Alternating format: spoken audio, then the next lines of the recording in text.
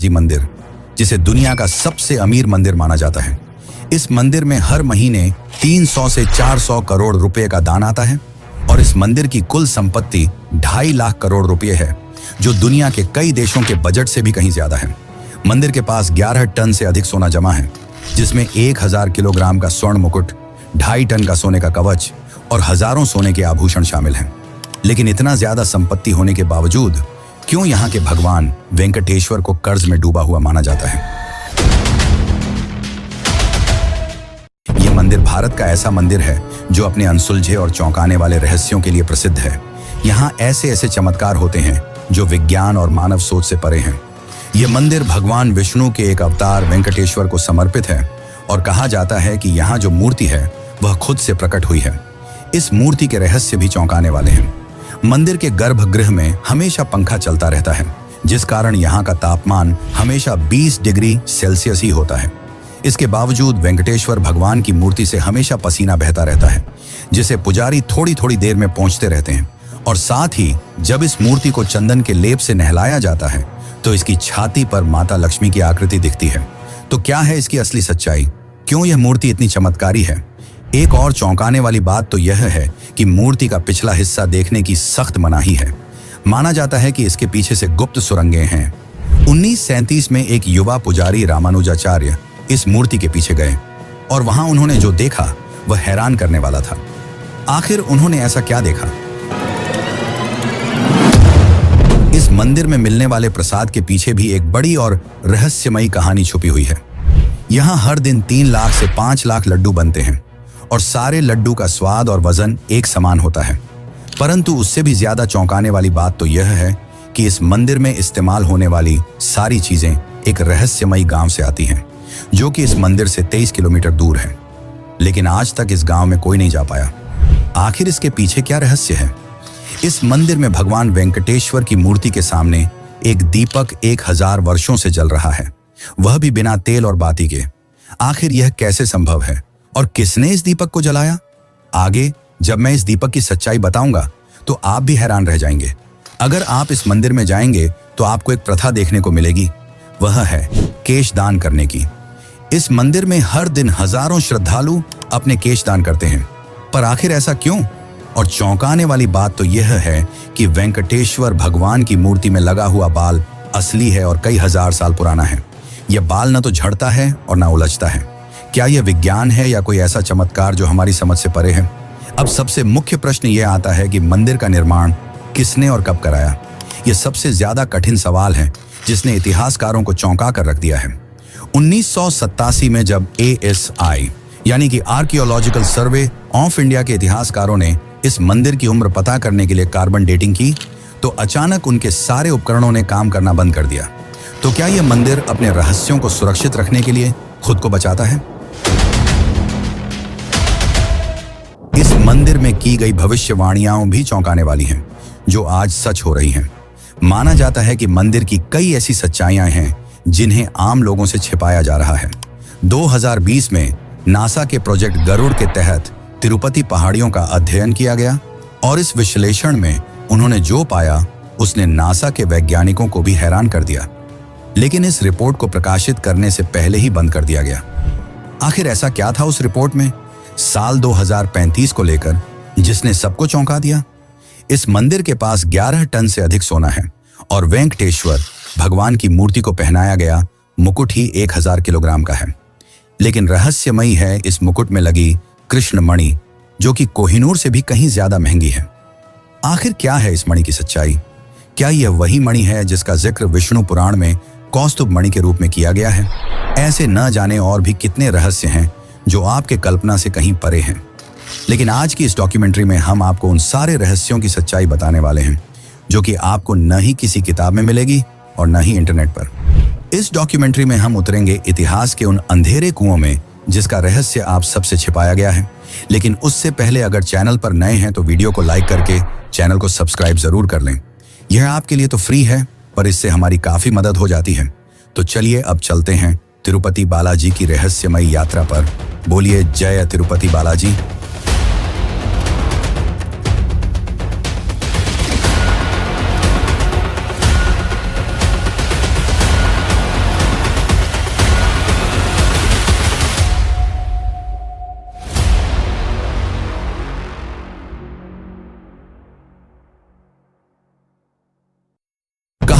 है कि इस मंदिर का निर्माण विजयनगर साम्राज्य के महान शासक कृष्णदेव राय ने करवाया था, पर यह सच नहीं है।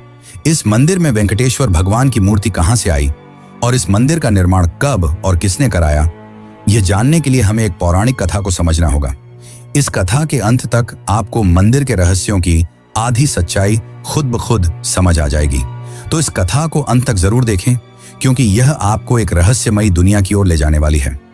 पौराणिक कथाओं के अनुसार प्रलय के उस भयावह दौर की बात है जब समस्त पृथ्वी जलमग्न हो गई थी। पौराणिक ग्रंथों में वर्णित है कि पवन देव ने अपने उग्र रूप में इतनी प्रचंड गति से उड़ान भरी कि आकाश के बादल फट पड़े और ऐसा वर्षा का प्रकोप शुरू हुआ जिसने धरती को पूरी तरह जल में डुबो दिया। ऐसे में समस्त सृष्टि को संकट से उबारने के लिए भगवान विष्णु ने आदि वराह का अवतार धारण किया।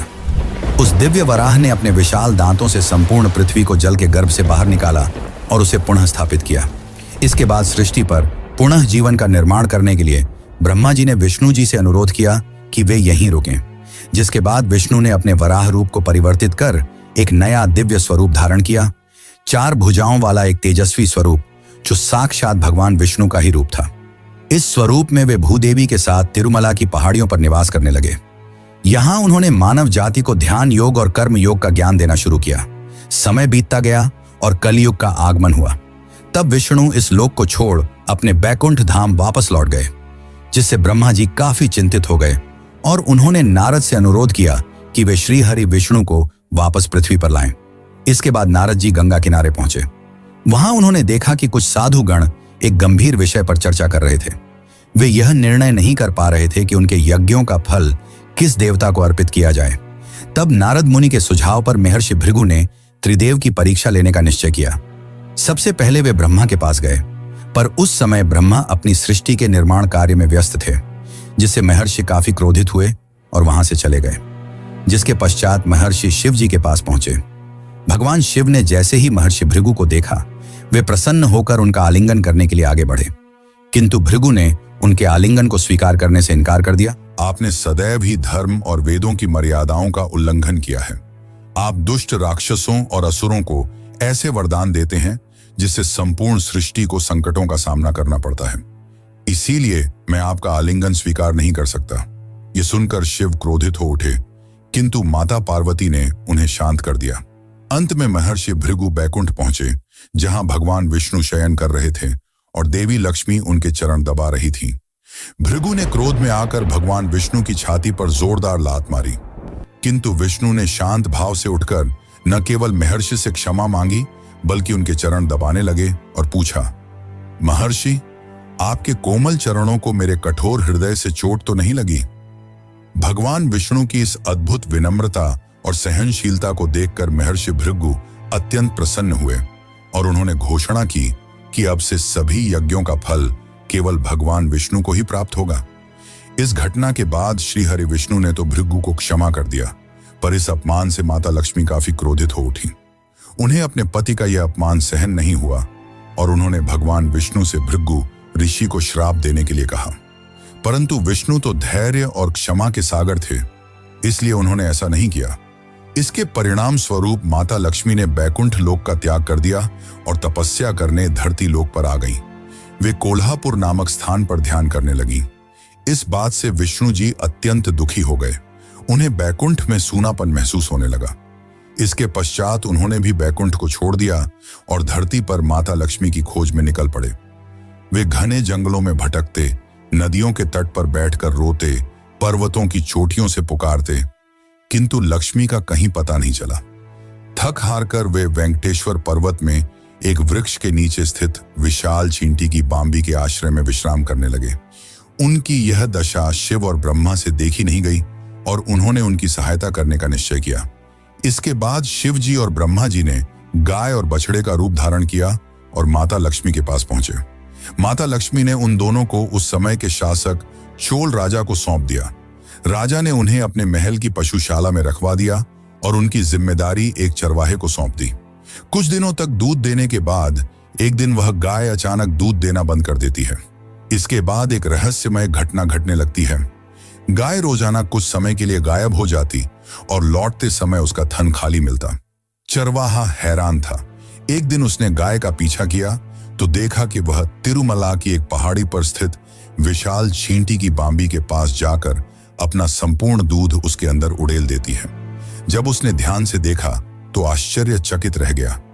उस बांबी के भीतर स्वयं भगवान विष्णु विराजमान थे, जो उस दूध को पीकर अपनी भूख मिटा रहे थे।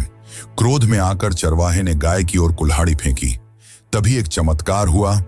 विष्णु तुरंत प्रकट हो गए और गाय को बचाने के प्रयास में कुल्हाड़ी उनके माथे पर जा लगी। तब श्री हरि विष्णु ने क्रोध में आकर उस चरवाहे को वहीं पर मृत्युदंड दिया।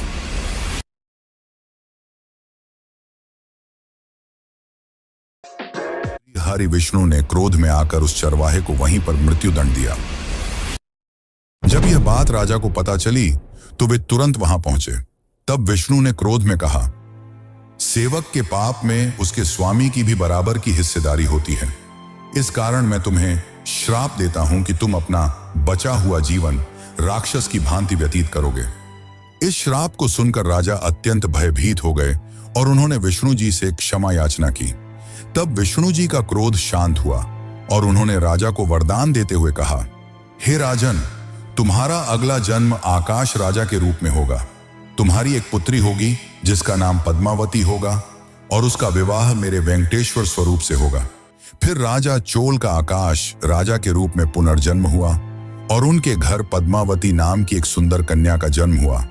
और उसी वक्त भगवान विष्णु ने भी वकुला नामक साध्वी के घर श्रीनिवास रूप में जन्म लिया, जो कि गरीब परिवार से आते थे। अब धीरे धीरे दोनों की उम्र बढ़ने लगी और देखते ही देखते वे शादी के लायक हो गए। एक दिन पद्मावती अपने कुछ सखियों के साथ वन में घूम रही थी। उसी वक्त अचानक एक गुस्से से तिलमिलाया जंगली हाथी बड़ी ही तेजी से उनकी ओर बढ़ा। वे काफी डर गईं, लेकिन तभी वहां श्रीनिवास आ पहुंचे और उसकी रक्षा की। इससे पद्मावती काफी प्रभावित हुई और दोनों ने एक ही नजर में एक दूसरे को पसंद कर लिया। ये बात पद्मावती ने अपने पिता आकाश राजा को बताई। शुरू में तो उन्होंने साफ मना कर दिया, क्योंकि श्रीनिवास काफी निर्धन परिवार से थे। पर रात में राजा आकाश के सपने में भगवान विष्णु आए और उन्हें अपने वरदान के बारे में बताया, जिसके पश्चात राजा आकाश श्रीनिवास और पद्मावती के विवाह के लिए मान गए। लेकिन जब दोनों का विवाह हुआ तब एक शर्त रखी गई कि वर पक्ष को वधू पक्ष को कुछ धनराशि देनी होगी।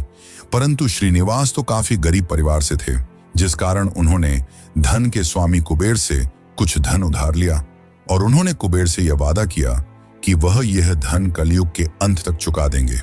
और इसी कारण आज भी श्री वेंकटेश्वर को कर्ज में डूबा हुआ माना जाता है और यहाँ आने वाले श्रद्धालु अपनी कमाई का कुछ हिस्सा भगवान को दान करते हैं, ताकि वे उनका कर्ज जल्द से जल्द चुका सकें। आगे इस कथा के अनुसार जब श्रीनिवास और पद्मावती का विवाह हो जाता है, तब इस बात का पता मां लक्ष्मी को चलता है। वह इस बात पर विश्वास नहीं कर पा रही थी कि उनके स्वामी ने किसी और कन्या के साथ विवाह कर लिया है, जिसके पश्चात पद्मावती और माता लक्ष्मी में विवाद हो गया।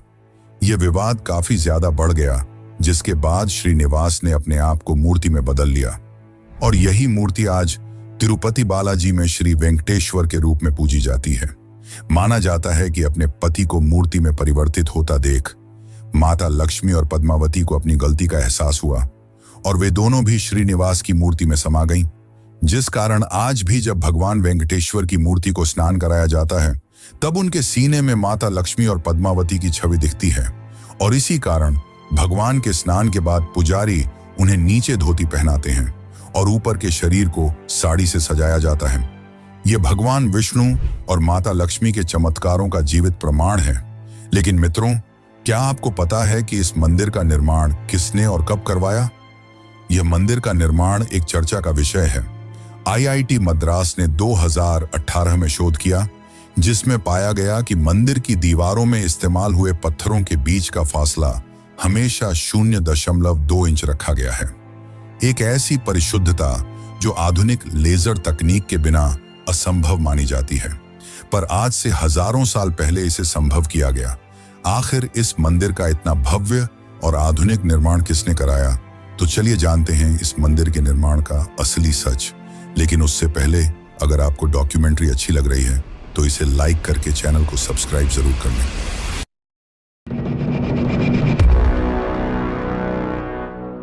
दोस्तों, आपने यह तो जान लिया कि यह मूर्ति यहाँ कैसे आई।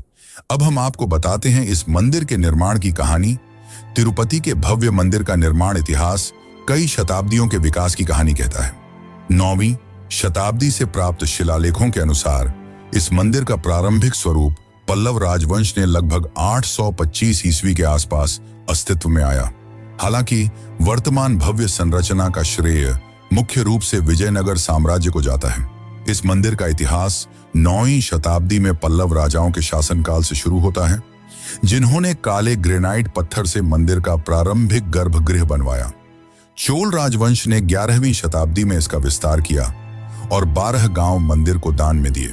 मंदिर को वास्तविक भव्यता मिली विजयनगर साम्राज्य के शासनकाल में।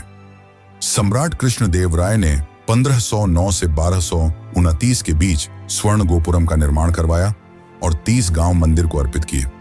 मराठा शासक रघुनाथराव पेशवा ने 1750 में चांदी का विशाल सिंहासन दान दिया। ब्रिटिश काल में मंदिर का प्रबंधन महंतों के पास रहा। 1933 में स्थापित टीटीडी आज 300 से अधिक मंदिरों का संचालन करता है। मंदिर परिसर में 1200 से अधिक शिलालेख और ASI द्वारा खोजी गई 10वीं शताब्दी की गुप्त सुरंगें इसके ऐतिहासिक महत्व को प्रमाणित करती हैं। वर्तमान में यह विश्व के सबसे धनी मंदिरों में से एक है, जहां प्रतिवर्ष लाखों भक्त दर्शन के लिए आते हैं। ये सारी बातें ये बताती हैं कि इस मंदिर को किसी भगवान या किसी एक राजा ने नहीं बनवाया। इस मंदिर का निर्माण कई सालों में अनगिनत राजाओं द्वारा करवाया गया और इसके निर्माण में कई रहस्य छिपे हैं, जिसमें गुप्त सुरंगों का रहस्य सबसे खास है। माना जाता है कि यहाँ 7 गुप्त सुरंगें हैं, जिसमें से ब्रह्मास्त्र सुरंग, स्वर्ण बंदर मार्ग और काला पानी सुरंग मुख्य हैं। लेकिन इनको जानने से पहले हम मंदिर के खजाने के बारे में जानते हैं। इस मंदिर के पास 2 करोड़ 50 लाख करोड़ की संपत्ति है, जिसमें कई सारी चीजें शामिल हैं और साल भर मंदिर 2000 करोड़ से ज्यादा खर्च करता है। आखिर मंदिर इस पैसे को कहां खर्च करता है और हर साल इतना खर्च करने के बावजूद आखिर मंदिर का पैसा 10 गुना ज्यादा तेजी से कैसे बढ़ता जा रहा है और यह पैसा कहां रखा गया है, इसकी सुरक्षा कौन करता है? तो चलिए जानते हैं इन सभी सवालों के जवाब।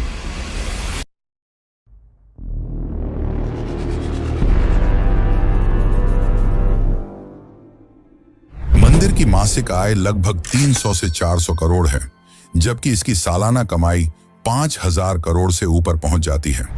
इस मंदिर के पास 11 टन से अधिक सोने का खजाना है, जिसमें 1000 किलोग्राम का मुकुट और 2.5 टन सोने का कवच है।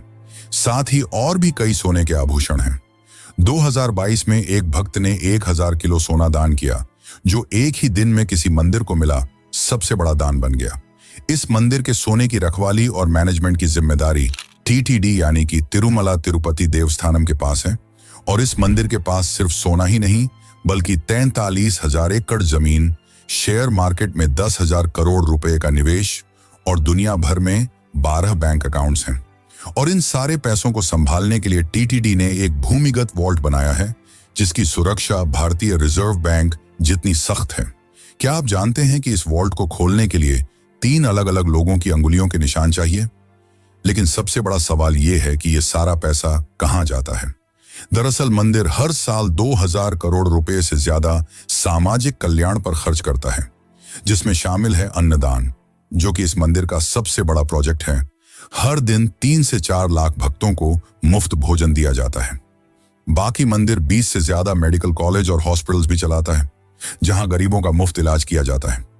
300 से ज्यादा स्कूल और कॉलेज, जहां 50,000 से ज्यादा बच्चों को फ्री शिक्षा प्रदान की जाती है। ऐसे और भी कई कल्याणकारी काम किए जाते हैं। अब सवाल यह है कि इतना खर्च करने के बाद भी मंदिर दिनों दिन इतना ज्यादा अमीर कैसे होता जा रहा है? इसके पीछे की सच्चाई यह है कि मंदिर सिर्फ पैसे खर्च नहीं करता, बल्कि निवेश भी करता है। 12,000 करोड़ से ज्यादा मंदिर ने फिक्स्ड डिपॉजिट में जमा कर रखा है, जहां से सालाना मंदिर को 800 करोड़ रुपए का मुनाफा होता है। और साथ ही 10,000 करोड़ से ज्यादा रुपए शेयर मार्केट में रिलायंस, टाटा और SBI जैसी कंपनियों पर लगाए हैं, जहां से उनको काफी फायदा होता है। ऐसे और भी कई जगह पर निवेश कर रखा है, जिससे मंदिर को काफी ज्यादा फायदा होता है। और साथ ही हर साल श्रद्धालु भी लाखों रुपए दान करते हैं। यहाँ श्रद्धालु केवल धन नहीं बल्कि बाल का भी दान करते हैं, जो कि एक विचित्र मगर रहस्यमयी परंपरा है। आखिर यहाँ लोग अपने बाल क्यों दान करते हैं? तो चलिए जानते हैं इसकी सच्चाई।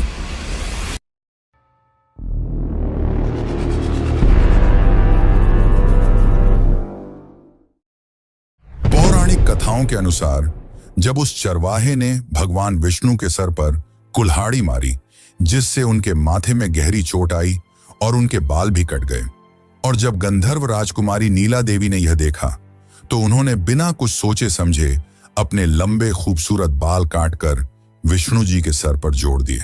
बाल एक स्त्री की बाहरी खूबसूरती का एक अहम हिस्सा होता है, लेकिन नीला देवी ने बिना कुछ सोचे अपने बाल विष्णु जी को दान कर दिए, जिससे विष्णु जी काफी प्रभावित हुए और यह घोषणा की कि जो भी तिरुपति में आकर अपने बाल दान करेगा उसकी सारी मनोकामनाएं पूर्ण होंगी। इस कारण वर्ष आज भी बड़ी संख्या में भक्त यहाँ आते हैं और अपने बाल दान करते हैं। माना जाता है कि यहाँ की वेंकटेश्वर भगवान की मूर्ति में जो बाल हैं वो नीला देवी के ही हैं, जो कि हजारों सालों से जिंदा हैं। ये ना तो झड़ते हैं और न ही उलझते हैं। जब भक्त मंदिर में केश दान करते हैं तो यहाँ के कर्मचारी उन बालों को इकट्ठा करते हैं, फिर उन्हें धोकर और साफ करके हेयर विग्स और हेयर एक्सटेंशन बनाए जाते हैं और बाद में इन्हें बेच दिया जाता है। इन बालों को विदेशों में बेचकर मंदिर महीने के लगभग 20 लाख रुपए कमाता है, क्योंकि माना जाता है कि विदेशों में भारतीय बालों की काफी ज्यादा डिमांड है। अब हम जानने वाले हैं वो रहस्य जो विज्ञान और आपकी सोच से परे है, मूर्ति के पीछे का रहस्य। आखिर क्या है इसके पीछे और क्या है गुप्त सुरंगों का रहस्य? तो चलिए जानते हैं। और अगर यहां तक देख ही चुके हो तो कमेंट में बालाजी महाराज की जय जरूर लिखें।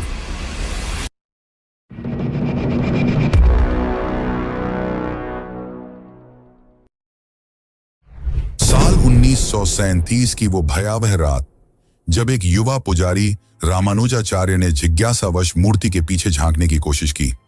अगले ही दिन उसकी आंखों की रोशनी चली गई और जुबान लकवाग्रस्त हो गई। आज भी मंदिर के रिकॉर्ड्स में यह घटना दिव्य शाप के रूप में दर्ज है। क्या यह सच में कोई अलौकिक घटना थी, या फिर मूर्ति के पीछे छुपा है कोई ऐसा रहस्य जिसे मानव आंखें नहीं देख सकती? इसे लेकर वाल्मीकि रामायण में एक चौंकाने वाला तथ्य मिलता है, जिसके अनुसार मूर्ति का पिछला हिस्सा ब्रह्मांडीय ऊर्जा का केंद्र है। इसे वैकुंठ का द्वार कहा गया है, जहां से आध्यात्मिक और भौतिक संसार जुड़ते हैं। मंदिर के वरिष्ठ पुजारी श्रीनिवासाचार्य ने 2018 में एक इंटरव्यू में बताया, रात के समय जब मैं अकेले गर्भगृह में होता हूं तो मूर्ति के पीछे से किसी के सांस लेने की आवाज सुनाई देती है, जैसे कोई जीवित हो। इसके साथ ही 2005 में एक पुजारी ने दावा किया कि उसने मूर्ति के पीछे एक नीली रोशनी देखी, और फिर 2011 में इंफ्रारेड कैमरा लगाने की कोशिश की गई, लेकिन वो अचानक फेल हो गया। 2019 में IIT मद्रास के वैज्ञानिकों ने एक चौंकाने वाला खुलासा किया, जिसके अनुसार मूर्ति का पिछला हिस्सा रेडियो एक्टिव गुण दिखाता है, जिस कारण जब मूर्ति पर लाइट पड़ती है तो वहां अजीब तरंगें गूंजती हैं। पर यह केवल एक थ्योरी है। इसकी असली सच्चाई विज्ञान आज भी नहीं समझ पाया, लेकिन धर्म ग्रंथों के अनुसार यहां दूसरे लोक में जाने के लिए कई गुप्त सुरंगें हैं। जनवरी 2022 रात के 2 बजे जब ASI की एक टीम ने मंदिर के नीचे गुप्त सुरंग का दरवाजा खोला तो उनके सामने जो हुआ वह आज भी राज का विषय है। जैसे ही उन्होंने अंदर कदम रखा, सभी टॉर्च एक साथ बंद हो गए और उनके रेडियो डिवाइस से एक अजीब सी सिसकी की आवाज आई। अगले ही पल टीम लीडर डॉक्टर रवि ने खुदाई रोकने का आदेश दे दिया। क्या उन्होंने वहां कोई अलौकिक शक्ति देखी थी, या फिर कोई ऐसा प्राचीन रहस्य जिसे दबाना जरूरी था? धर्मशास्त्रों के अनुसार यहां 7 सुरंगें हैं, जिसमें से 3 मुख्य हैं। पहली, ब्रह्मास्त्र सुरंग। माना जाता है कि इस सुरंग के अंत में एक ऐसा शक्तिशाली अस्त्र है जिसे इस्तेमाल करने वाला सबसे ज्यादा शक्तिशाली बन जाएगा। 1993 में ब्रिटिश इंजीनियरों ने इसे खोजने की कोशिश भी की थी, लेकिन उस खोज के दौरान 5 इंजीनियर रहस्यमयी रूप से गायब हो गए, जिसके बाद उन्होंने यह खोज रोक दी। दूसरी सुरंग है स्वर्ण बंदर मार्ग। माना जाता है कि विजयनगर साम्राज्य के राजा कृष्णदेव राय ने यहां 500 टन सोना छिपाया था, और जब 2018 में ग्राउंड पेनेट्रेटिंग रडार सर्वे किया गया तो यहां कई अकल्पनीय और अद्भुत धातुएं मिली। अब तीसरी सुरंग, जिसे काला पानी सुरंग कहा जाता है, इसके अंदर एक अज्ञात काले पानी जैसा तरल पदार्थ भरा हुआ है, जिसकी 2001 में सैंपल लिया गया और जब लैब टेक्नीशियन ने इसकी जांच करने की कोशिश की तो उनकी आंखों की रोशनी चली गई। आखिर ऐसा कैसे हुआ? तिरुपति बालाजी की रहस्यमयी कहानियां यहीं समाप्त नहीं होती। असली चौंकाने वाला रहस्य तो भगवान की मूर्ति से निरंतर बहने वाला पसीना है। मंदिर परिसर में पंखे लगातार चलते रहते हैं क्योंकि बालाजी की मूर्ति से निरंतर गर्मी निकलती रहती है। इसी कारण मूर्ति हमेशा पसीने से तर रहती है। पुजारी नियमित रूप से मूर्ति को कपड़े से पोंछते रहते हैं, परंतु कुछ ही देर में मूर्ति फिर से पसीने से भीग जाती है। इसके अलावा मूर्ति से समुद्र की लहरों जैसी गूंजती आवाजें सुनाई देती हैं, जिसे भक्त मूर्ति के जीवंत होने का प्रमाण मानते हैं। स्थानीय मान्यता के अनुसार बालाजी के चरणों से वैकुंठ की पवित्र नदी विरजा प्रवाहित होती है। मंदिर परिसर में स्थित भावी कुआं भी इसी नदी से जुड़ा हुआ माना जाता है। ये सभी चमत्कारिक तथ्य भक्तों के विश्वास को और दृढ़ करते हैं कि यहाँ स्वयं भगवान विष्णु निवास करते हैं, जिस कारण तिरुपति को कलियुग का वैकुंठ कहा जाता है। इन सबके अलावा सबसे ज्यादा चौंकाने वाली बात तो यह है कि बालाजी की मूर्ति के सामने हजारों वर्षों से एक दीपक निरंतर जल रहा है, वो भी बिना किसी तेल और बाती के। आखिर इसके पीछे क्या सच्चाई है और क्या है उस अद्भुत गांव का रहस्य जहां से बालाजी मंदिर की सामग्री आती है, लेकिन आज तक उस गांव तक कोई नहीं पहुंच पाया? आखिर ऐसा क्यों? तो चलिए जानते हैं उस रहस्य को जो आपको होश उड़ा देगा। 1000 साल से जल रही वो लौ जिसने वैज्ञानिकों को हैरान कर दिया है। आज से 1000 वर्ष पूर्व जब राजा कृष्ण देव राय ने पहली बार इस दीपक को जलवाया था, तब से आज तक यह एक पल के लिए भी नहीं बुझा। यह कोई मिथक नहीं बल्कि टीटीडी के ऐतिहासिक रिकॉर्ड्स में दर्ज सच्चाई है। लेकिन सबसे चौंकाने वाला सवाल यह है, आखिर यह दीपक बिना तेल और बाती के कैसे जलता है? 2017 में डीआरडीओ की एक टीम ने इसकी रिसर्च की तो पाया कि यह दीपक एक अमृत तुल्य नामक तेल से जलता है, जो हिमालय की जड़ी बूटी से बनाया जाता है। और इसकी बाती देवदार वृक्ष की छाल से बनी है, जो हजारों वर्षों तक नहीं जलती बल्कि धीरे धीरे रूपांतरित होती है। साथ ही वैज्ञानिकों ने बताया कि गर्भगृह की वेंटिलेशन सिस्टम इतनी परफेक्ट है कि हवा का प्रवाह दीपक को हमेशा जलाए रखता है। क्या यह भगवान की लीला है या फिर प्राचीन भारत की कोई दिव्य तकनीक जिसे आज भुला दिया गया है? कहा जाता है कि इस मंदिर में चढ़ने वाली हर एक चीज, चाहे वह दूध हो, फूल हो या कुछ और, वह मंदिर से 23 किलोमीटर दूर स्थित एक गांव से आती है। लेकिन ना तो आज तक किसी ने इस गांव का नाम सुना है और ना ही इसे कोई ढूंढ पाया है। इस गांव को खोजने का प्रयास बहुत से लोगों ने किया है, लेकिन यह आज तक एक रहस्य ही बना हुआ है। इस मंदिर से जुड़ी कई खतरनाक भविष्यवाणियां हैं जिन्हें नासा ने भी सच माना है। तो आखिर वह भयावह भविष्यवाणी क्या है जिसने नासा को भी चौंका कर रख दिया? लेकिन उससे पहले हम यहां बनने वाले प्रसाद की बात करते हैं, जो आज भी चर्चा का विषय है कि कैसे सभी लड्डुओं का वजन और स्वाद एक जैसा होता है।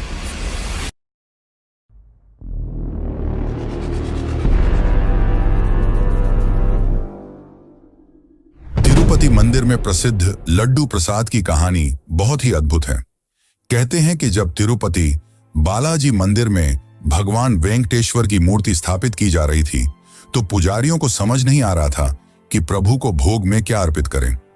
उसी समय एक बूढ़ी मां लड्डू का थाल लेकर आई और कहा कि यह लड्डू की थाली प्रथम नैवेद्य के रूप में स्वीकार करें। पुजारियों ने वह लड्डू प्रभु को अर्पित किए और फिर प्रसाद के रूप में ग्रहण किए। लड्डू का स्वाद इतना अद्भुत था कि पुजारी भी हैरान रह गए। तब उन्होंने उस बूढ़ी मां से लड्डू बनाने का तरीका पूछा। बूढ़ी मां ने लड्डू बनाने का तरीका बताया और कुछ ही पलों में वहां से अंतर्ध्यान हो गई।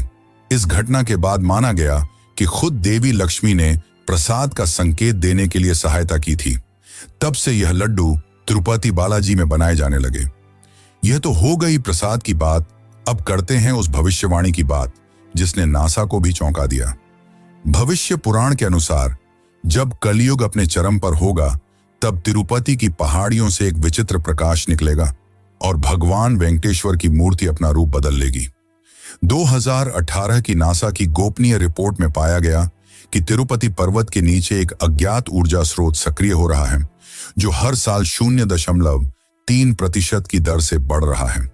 वैज्ञानिकों का मानना है कि यदि यही गति बनी रही तो सन 2035 तक यहां से एक विशाल चुंबकीय तूफान उठ सकता है, जो कि काफी खतरनाक और भयावह होगा। 2020 में नासा के प्रोजेक्ट गरुड़ के तहत तिरुपति पहाड़ियों का अध्ययन किया गया, जिसके लीक हुए दस्तावेजों के अनुसार यहां की चट्टानों में एक अज्ञात धातु मिली, जो अंतरिक्ष में पाए जाने वाले उल्कापिंडों जैसी है। भूकंप मापी यंत्रों ने प्रतिदिन 3 बार एक अजीब सी ध्वनि दर्ज की, जो ओम की ध्वनि से मिलती जुलती है।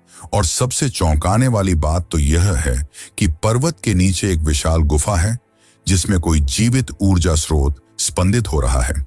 क्या यह कलयुग के अंत की ओर इशारा कर रहा है? ऐसे और भी कई चौंकाने वाले रहस्य हैं जो विज्ञान के परे हैं, मगर भक्त इसे भगवान की लीला और उनकी उपस्थिति का प्रमाण मानते हैं। वैसे क्या आपको पता है कि भारत के कई मंदिरों में बलि दी जाती है? यहां मैं पशु बलि की नहीं, मानव यानी इंसानों की बलि की बात कर रहा हूं। और 2019 का वो चौंकाने वाला हादसा, जब कामाख्या मंदिर में एक बुजुर्ग महिला का कटा हुआ सिर मिला, तो आखिर इसकी क्या सच्चाई है? क्यों इस मंदिर को तांत्रिकों की राजधानी कहा जाता है? अगर आप भी इसकी सच्चाई जानना चाहते हैं तो चैनल पर जाकर यह वीडियो जरूर देखें। धन्यवाद।